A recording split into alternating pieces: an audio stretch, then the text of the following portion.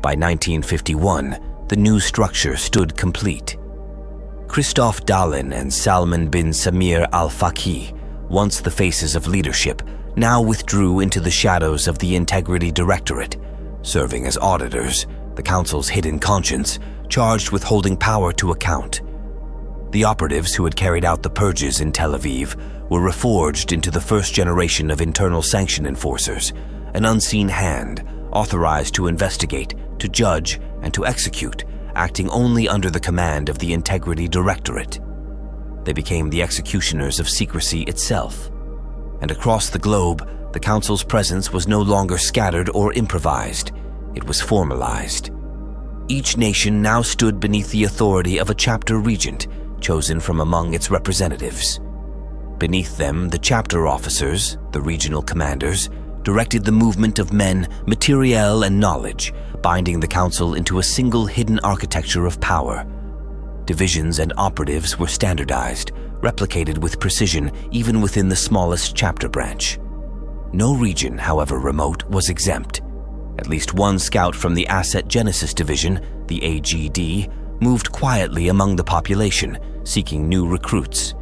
Their task was not merely to identify talent, but to weigh silence, resilience, and the rare ability to endure the burden of knowledge.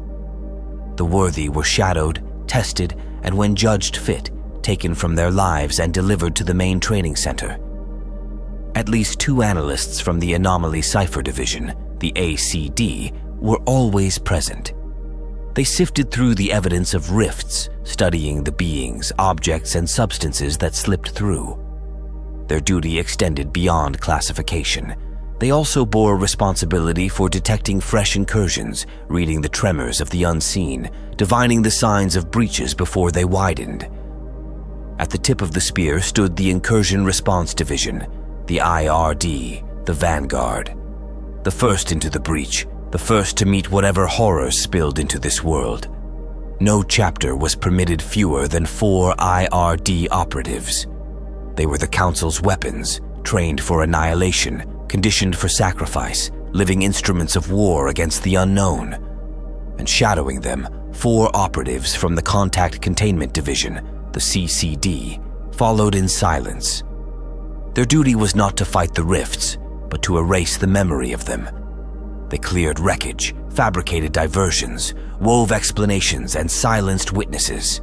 Where the IRD left scars, the CCD left blankness. With expansion came a new demand: absolute secrecy.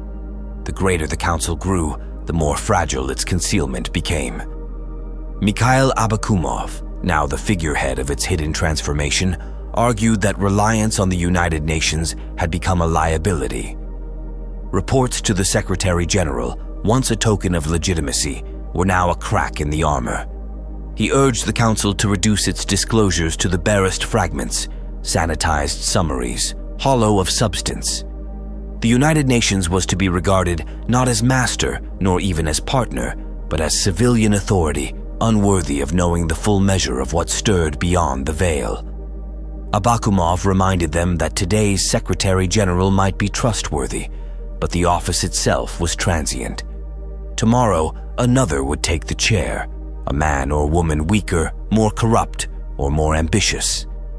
And in that weakness, the Council's greatest secret could be betrayed. Dahlin agreed. Salman agreed. One by one, the others gave their assent. In that moment, a threshold was crossed. The Council ceased to be an organ of the United Nations. It ceased to be answerable to any power but its own. It became something else, a clandestine order, independent, absolute, the secret of secrets, darker than the darkness itself.